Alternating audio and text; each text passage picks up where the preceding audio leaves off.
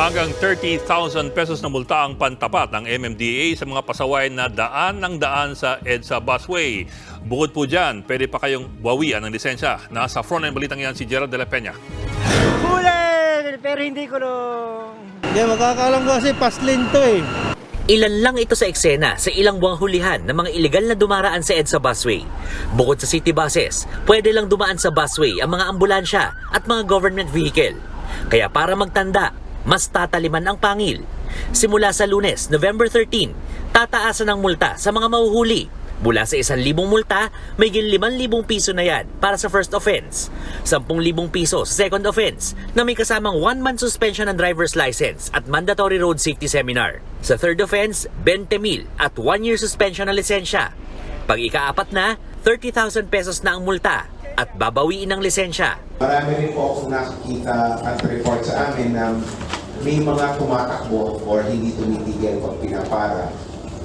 Asahan po ninyo na yan po ay aming i-report sa LTO at yung penalty po ay i-attach natin doon sa may-ari ng motorsiklo. So, hindi pa rin po kayo makakalusot. Usapang transportasyon pa rin. Balik na sa pwesto simula ngayong araw si Land Transportation Franchising and Regulatory Board Chairman Chofilo Guadis III. Ayon sa Malacanang, wala nang dahilan para suspindihin si Guadis. Ito ay matapos bawiin ng kanyang dating executive assistant na si Jeffrey Tumbado ang akusasyong sangkot siya sa katiwalian sa LTFRB. Halos isang buwan ding sinuspindi ni Pangulong Bongbong Marcos ang LTFRB chief. Inakusahan pang ang abot hanggang Malacanang ang katiwalian.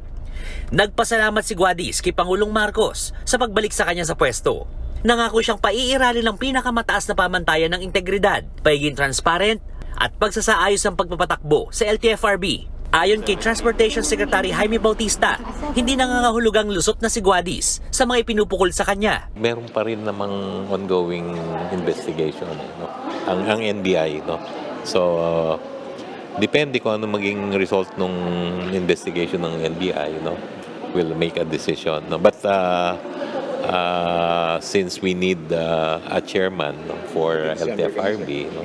Kailangan, kasi daming trabaho niyan eh. Dismayado naman ang grupong Manibela sa pagbalik ni Guadis sa pwesto. Parang merong cover up po dito. May mga pinagtatakpan po ba tayo rito kung bakit ibinabalik na natin dun sa kanyang posisyon, dating posisyon. At bakit po ganun napakabilis? Wala pa tayong naipapakitang mga pagsusuri o resulta ng investigasyon. Ibinabalik na po natin yung taong inaakusahan. Dudulog daw sila sa Kongreso kaugnay ng issue. Nagbabalita mula sa Frontline, Gerard de la Peña, News 5. Mga kapatid, Ed Linggaw po, maging maalam at may pakialam sa mga napapanahong balita sa ating bansa. Para sa mas malalimang pagtalakay at paghimay sa mga issue at headlines, tumutok lamang at pag-subscribe sa social media pages ng News 5.